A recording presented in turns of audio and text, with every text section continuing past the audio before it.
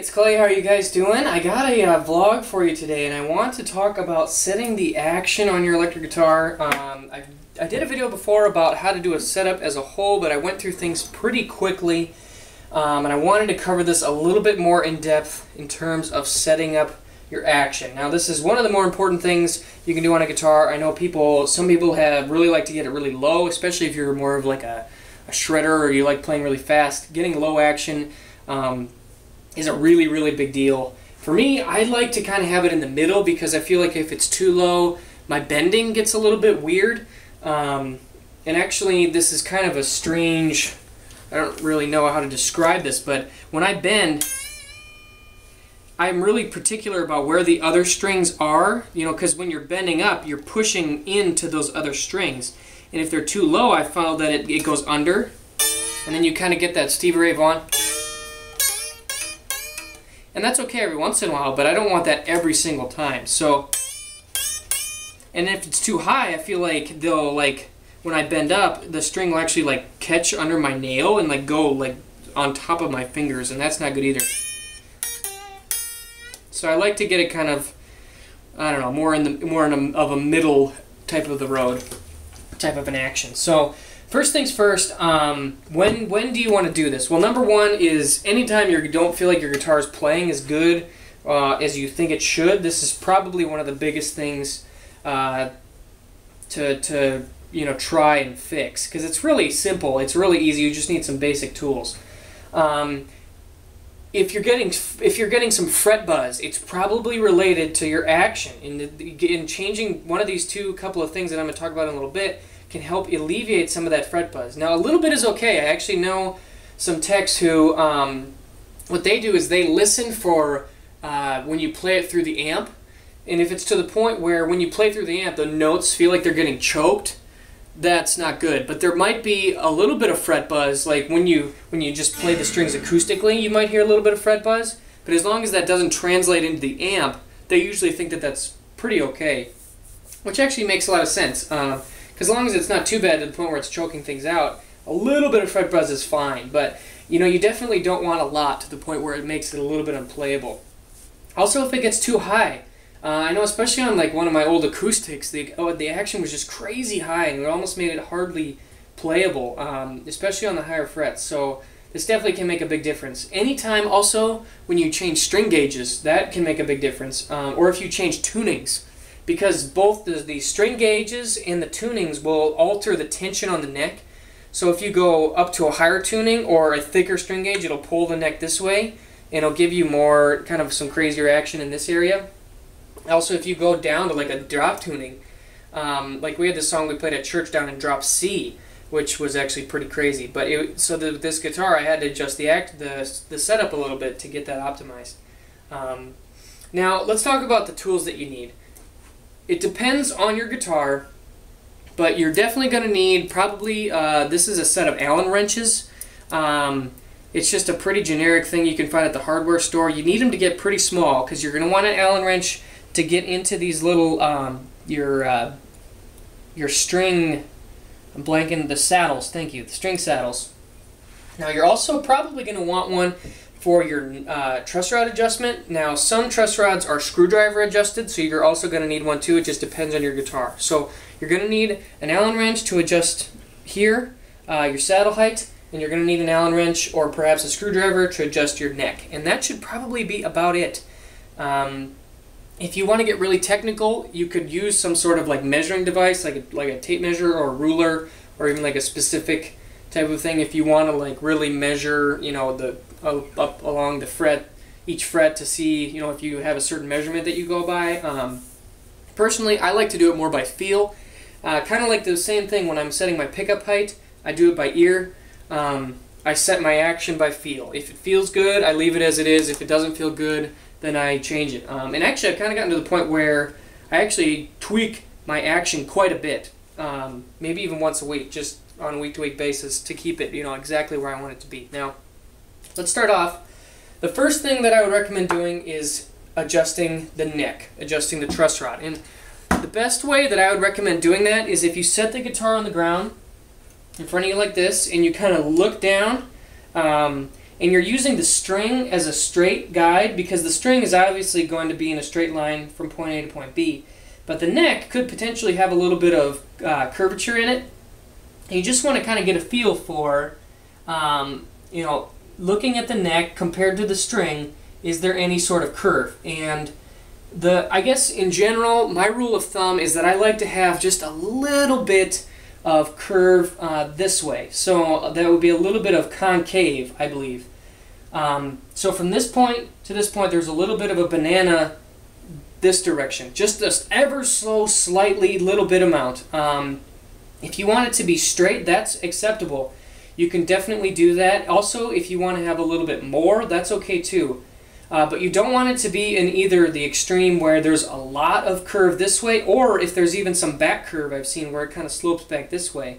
You don't want either of those happening. You want it to be flat to maybe a little bit amount of concave. Now, depending on what you do, so usually the neck where the truss rod bends is kind of in this area. So it'll usually be straighter here, but then it'll kind of start to curve up this way, kind of at about this, maybe like this is about the 7th fret.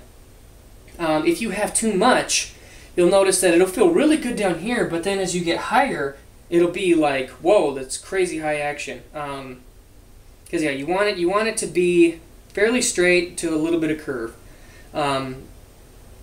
Yeah, so that's good. It's actually looking really good right now, so I'm not going to do any adjusting, but if you do some adjusting, I would first recommend is kind of slacking all the strings, just because it makes it a lot easier to adjust. Then you get your truss rod, and when you actually stick it in the hole, the general rule is righty tighty, lefty loosey. So if I'm going to go in here, if I wanted to tighten the neck, as in tightening the truss rod will actually pull it back this direction. So if you want it to be more flat, if you have too much curve, if you want more flatness, you would turn it to the right. That would be this direction. If you want it to have more slack and more give towards the strings for a little bit more curve, you would go left. And you want to, I would very much stress being gentle with it at this phase. You don't want to do, you know, turn, turn, turn. That's bad. You want to do maybe even just like a quarter turn, or an 1/8 inch of a turn, or not 1/8 inch, but an 1/8 of a turn, because the truss rod is actually pretty sensitive, and it will, if you do like 2 or 3 full turns, it'll just crank away on that truss rod, and there's a chance you could break something. I had kind of a horror story with one of that Brown Strat, one of its first necks. I actually broke it because I wasn't 100% sure if it was me or if it was old, but either which way, it broke while I was adjusting the truss rod. But don't be too scared, because what I was actually doing, it was a heel adjust neck, so I had to take the neck off the body, and I had this screwdriver, and I was like jamming it, you know, with like a lot of force and like screwing really, really hard. So I'm pretty sure it was user error. So as long as you guys are being fairly reasonable about, you know, getting your tool in there and only doing a couple of, you know, maybe quarter turns, you're going to be totally fine. It's very safe. That's exactly what the truss rod is intended for. Because yeah, you can always adjust it more, but if you go too far, you know, if you go too hard, too much, too quickly, there's a chance you could break it. So, you know, because you're dealing with a piece of wood, you're bending a piece of wood. So that piece of metal inside, you know, it's pretty important that you kind of be careful with it. So once you feel like you've got a good action in the neck, and you know, this is something that probably will develop, you know, just start doing it on some of your cheaper guitars. You'll kind of get a feel for how it all works together. Because I don't necessarily think that there is an exact formula for a perfect setup. I think that it kind of is a moving process that's always changing. You know, because these guitars are made out of wood. You know, with the changing of the seasons, they're going to change, they're going to shift. So it's easier to just kind of keep it more as a fluid process. But anyway, so once you get it to the level you want, I like to have it pretty flat with a slight bit of concave. Then you go over here to the saddles. So, and basically what you're trying to do is, between a little bit of curve from the neck and the height of the saddles, you're kind of trying to go back and forth and get them both to the point where the strings, you know, have the action height that you want. So that it's going to be set up well and easy to play. So basically, when you adjust these things, it's really, really simple. You just take your your Allen wrench, put it in the little hole, and again, actually that one does not fit, I need a little bigger one.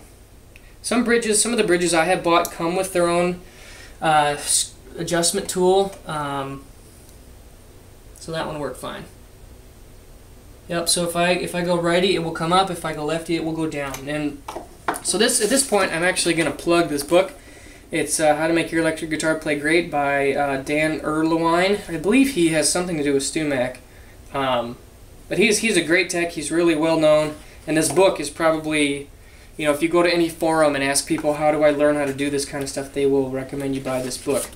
But one thing about this book is it actually comes with these cutout tools, and this actually will give you string radius guides and gauges. So, and what you can actually do with them is, so with this tool right here, depending on the fretboard radius, if it's 10, 9.5, 7.25, or 12, I believe mine is 9.5. Alright, actually I think this one is going to be,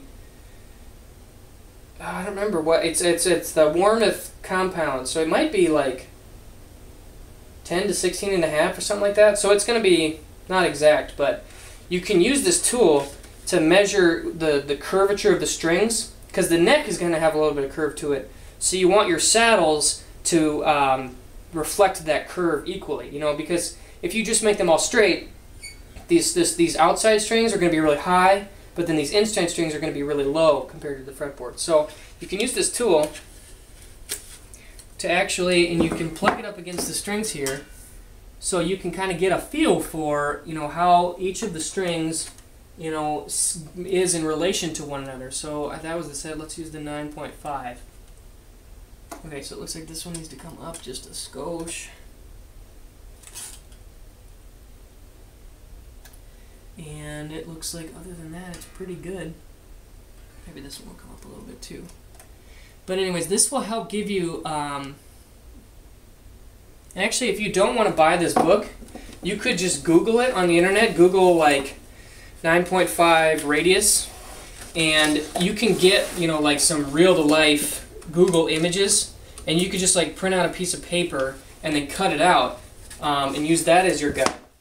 But basically, that's going to allow you to match the strings to the fretboard, and then from there, it's just a matter of, you know, moving them up and down, playing it, going back and forth until you get it to the point where you feel like your action is set up pretty well.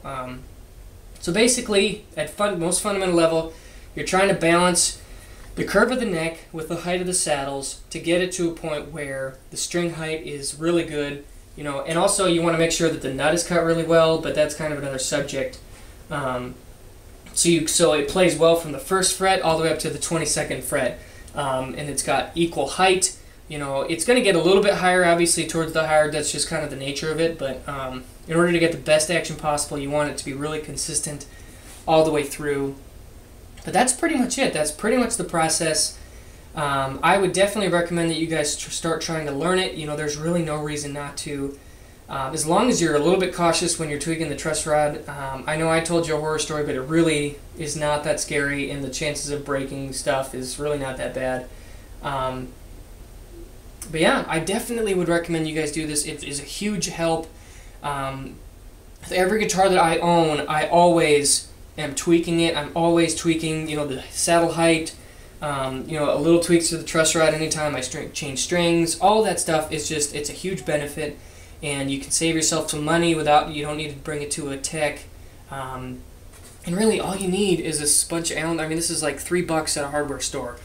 And maybe a screwdriver, which you probably already own. So yeah, those are my tips. I hope you guys enjoyed. Any questions or comments on setting the action on your guitar would be greatly appreciated. I don't think I missed anything. But yeah, I will see you soon.